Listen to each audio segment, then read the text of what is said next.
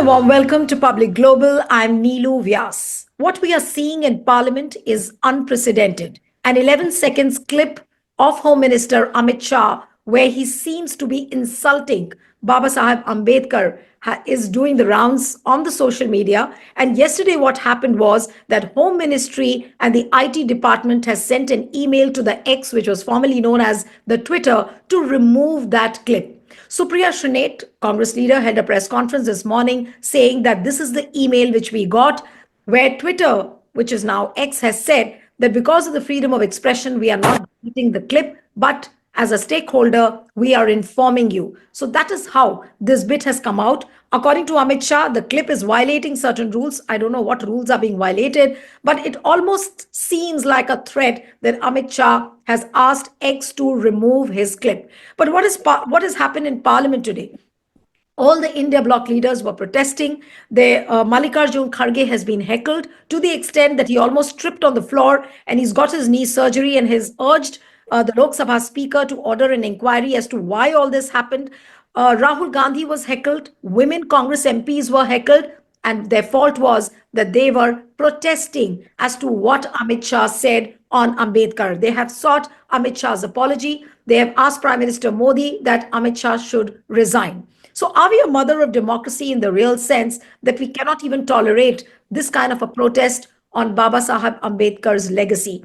I'm just trying to figure out as to what's really wrong with our democracy and why is there a deliberate message by Prime Minister Modi and Amit Shah on Ambedkar.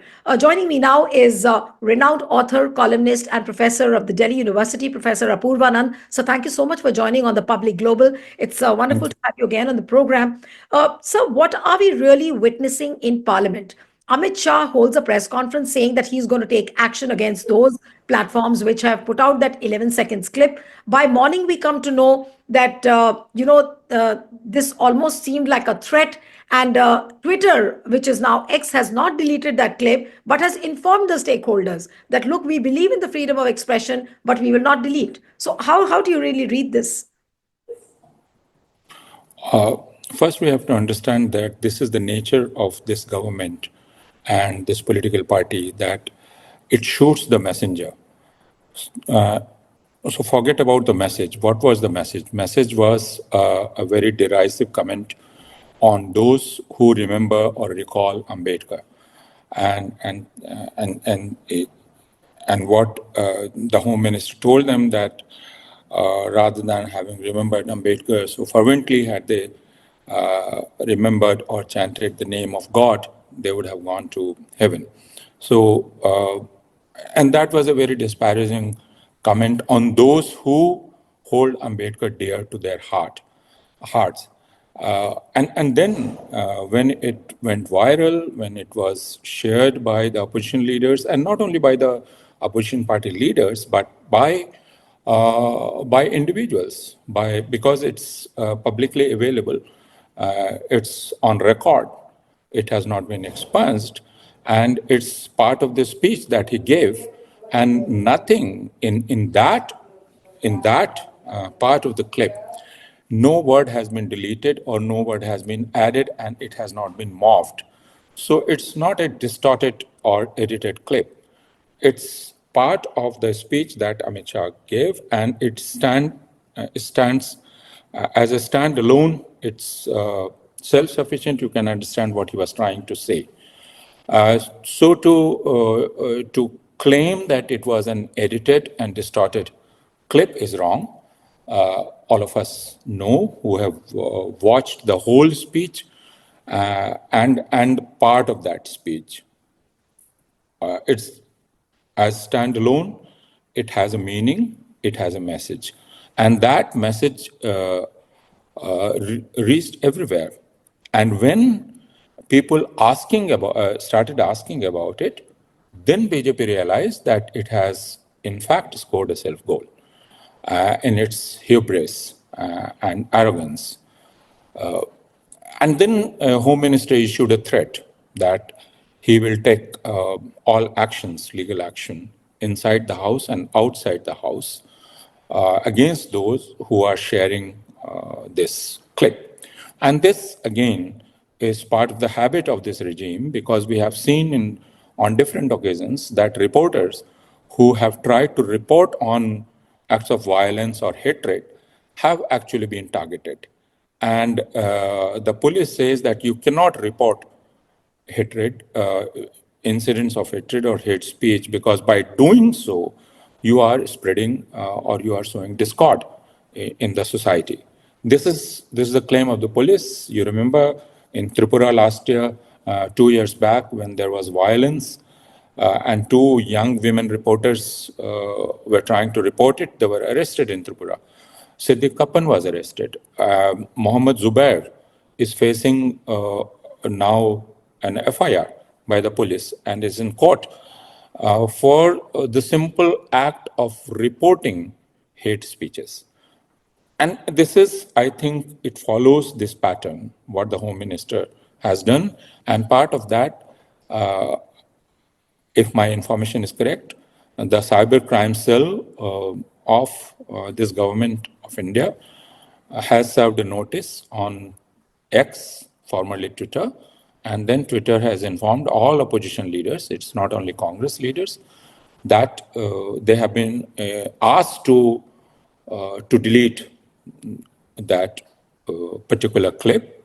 They have not done it because they follow a policy of freedom of expression. So we see this threat, and this threat is part of a pattern. This is not an isolated thing. No, but it's not a joke, Professor Apurvanand, that Amit Shah is, uh, instead of regretting what has been said, he could have just simply brushed aside this controversy by just saying that, okay, the sentiments have been heard, I take back my comments. You could have asked the chairman to expunge it. That could have been the normal course.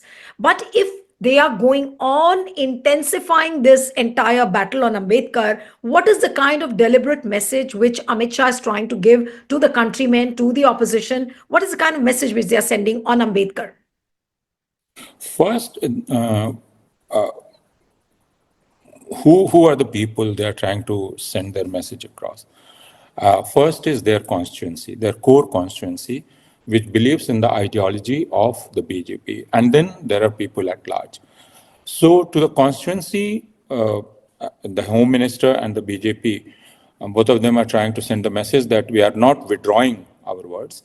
We stick to it and we stand by it. And this is our ideology, and we are not going back on it. So this is a firm message they are sending across to their core constituency, and the core constituency wants it. It doesn't want an apologetic Hindutva. It wants a brazen Hindutva to be displayed, which we have seen in display in last 10 years. So it cannot tolerate a defensive Hindutva. It has to be brazen, and that is the message the BJP's and the Home Minister, they are sending across, that we are not budging from our stand. So that's one. And second, they are trying to turn it into a kind of attack on Congress, that a Congress party. And the strategy is to isolate Congress party from or alienate Congress party from the larger opposition. So the attack is only on Congress and not on other opposition parties. Whereas we have seen that all opposition parties are united in their criticism of the Home Minister and the BJP. But the BJP has taken care not to attack other opposition leaders. It is training guns on Congress only, and particularly Rahul Gandhi and Gandhi family. This is what it has been doing. So this is the strategy of the BJP. No, but they might be addressing their core Hindutva constituency. But what happens to the larger section of the backwards, the Dalits, the SCs, the STs? How will they take this controversy? This 11 seconds clip, what is the kind of impact which this community would have, no matter how much BJP tries to reach out to them through doles, through benefits, through money transfers? But what is the kind of impact? How will they receive this clip? See, we have to understand that in India, and for BJP particularly, what matters is power, and power comes through elections. and you have to manage elections. And to manage elections, you have to have your core votes intact. And that is the most important thing. If you look at how BJP has behaved in the last 10 years, it has concentrated on its core vote bank and tried to add to it. But the core vote bank, keeping it intact, is very, very important. So let's elaborate. After 4th June this year, when we saw a weakened mandate, BJP returning with a weakened mandate, uh, there was a discussion that now at least we will see violence against Muslims and others lessening. But what happened? We saw violence against Muslims and Christians increasing multifold. And why was that done? That was done because the BJP wanted to convey to its constituency that even if now they have less seats, lesser than what they had before, the ideology has not weakened. They have not diluted their ideology. The violence against Muslims will increase, and now it has become harsher. So this is the background. In this background, they don't care about about the nation, about public at large. What they focus on is this core constituency, consolidation of this core constituency, because this is what is going to get them seats. That they are very sure. So this is their concern. And that's what they are doing. And they know that ideologically, this has to be kept intact, and then through other means, they will add to it. And that will give them or get them more seats, and they will come back to power. So power is the only aim. Other things don't matter, and this is not concern of BJP at all. So the method of BJP is always to create chaos, instability, confusion, excitement in society so that people are unable to think in a considered manner. What I'm told is that Lok Sabha has closed Sinadai. This is what the news just coming in. Lok Sabha has closed Sinadai. I'm sure Rajya Sabha would do the same. But how will this controversy now unfold in the coming days? Should the opposition be banding together on this particular issue, take this countrywide or make this into a nationwide campaign? And can this be a uniting campaign against the BJP? And can they think of reaping political benefits out of it? The opposition is already trying to do that, and this is what all opposition does everywhere in the world. Why should it lose this opportunity to attack? And this has now become a very clear ideological battle. And opposition won't like to miss this opportunity, and rightly so, if you look at it from opposition's point of view. But the opposition will have to expand it a bit, and it will have to look credible in its criticism of the BJP and its defense of Baba Sahib Ambedkar, because what the memory of Baba Sahib Ambedkar wants us to do or reminds us about, it's to stand for equality, stand for justice, stand for liberty, and the opposition will have to prove through its actions that it stands unequivocally for these values and in all practical ways. Uh, it's not a rhetorical stance that they are taking. This is very genuine, and they will have to persuade the people and public that they are genuine in this criticism of the BJP. It's a challenge for them to persuade the people, and especially those who are not with them, who are not with the opposition. Persuade a section of, or a large section of the Hindu population, especially, This is the challenge of the opposition. And also, to tell Hindu population that any injustice against Muslims and Christians is in fact a betrayal of the principles of Baba Sahib Ambedkar and Gandhi and others. And this is what matters. So it's a huge challenge for opposition to look credible and look honest and not merely strategic in its attack. But Professor Purvanand, looking at the way, what we heard about the constitution during the Samvidhan debate, do you feel that BJP has always engineered divisions in the society, but has it also engineered division as far as the Ambedkar icon is concerned? Have they divided this icon right, left, and center now?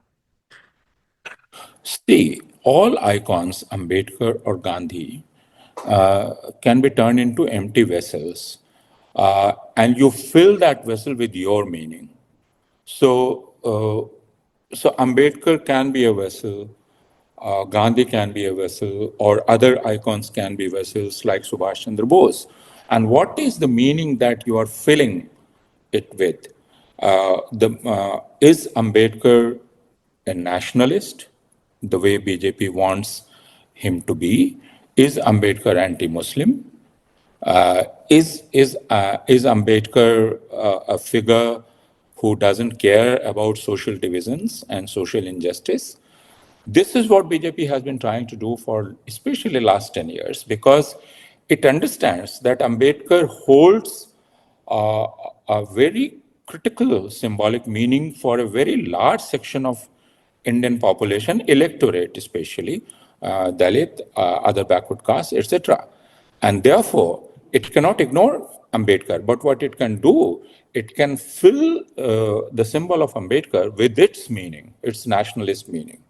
Right. And again, it's a challenge for those who call themselves Ambedkarites, or even for people belonging to parties which are not Ambedkarite in that sense, left parties and the Congress party and the other parties, that how how successfully and meaningfully can they create uh, an icon of Ambedkar who represents social justice, who represents equality, who represents liberty, and who represents togetherness. So that's the challenge because BJP will do it. BJP has done it with Gandhi, and Gandhi has been turned into a symbol or figure who is Hindu, no more than Hindu. So his secularism, he has been emptied of his secularism. So that figure of Gandhi has been hollowed out by the BJP. Similarly with Subhash Chandra Bose, Subhash Chandra Bose has been turned into a militarist figure, a violent figure. Bhagat Singh, a militarist figure. Similar with Baba Sahib Ambedkar, who for BJP is useful only because he can be presented as someone who was against Nehru. Uh, and they do it in a very historical manner. But he is useful only because he was against Nehru. And also they cherry pick from his quotes to show that he was against Muslims, which he was not. So So basically, this is a challenge. basically, what you have said that BJP uses Ambedkar as a whip to lash Congress. To lash Congress and also to turn the whole idea of social justice on its head. That is what BJP is doing with Ambedkar because the word samrasta, Right. harmony, social harmony. Now, if you celebrate a day associated with Ambedkar as a day of social harmony and not as a day of struggle or battle against social equality, then you are, as I said, you are hollowing out the figure of Ambedkar. So Ambedkar represents a battle or struggle against inequality, against division, against hierarchies, and the battle continues. Absolutely. So, what would you really say towards the end? The way Ambedkar has been hollowed out, and you very rightly explained, and in fact, beautifully explained how, like other icons, Ambedkar has almost been reduced to a dust for the BJP and almost like a tool which is being used to lash Congress and Nehru, including that. But how is it really going to unfold for BJP? Will BJP continue to remain its belligerent self and reach out to the SCs and the ST communities? Will they be able to face them? I mean, I'm just wondering, what is it going to be like in the days to come? BJP cannot afford to look defensive, so it will go. I mean, it is defensive in some in real sense that we can see, because the prime minister has been tweeting. It's the same prime minister who has chosen to remain silent on violence in Manipur and elsewhere, and his policy is to ignore. His policy is not to pay attention to, and by doing so, turn that the thing in contentious as irrelevant. That has been his policy. But this time, he just cannot afford it, because it might alienate a large section of his electorate, the way it did in 2015 when the RSS chief spoke against reservation. So you would have noticed that BJP has made reservation kind of its plank and keeps blaming Congress that it's robbing Dalits and other backward castes of their rights of reservation by giving it to Muslims, which is again wrong. It's actually wrong. But this is what BJP keeps doing. So this time they cannot afford to alienate this large section, and therefore, but they also cannot afford to alienate their core base, and therefore they will continue to be belligerent. They will continue to be brazen about their stand, and they will try to tire out the opposition by continuing in this manner for some days. And now they have punitive measures, they have agencies, and they will unleash everything, as is evident from the notice to Twitter or X and the offensive that BJP has now unleashed. Absolutely. Thank you so much, sir. It's really unfortunate how we are seeing the parliament, and what has happened is really unprecedented. And the kind of brazenness which is seen on the part of BJP, which is quite predictable. But how long can they continue? That is also another test, a big test, in fact, for the opposition. Thank you so much, sir, for joining on the Public Global. It's always wonderful to have you on the program. Thank you.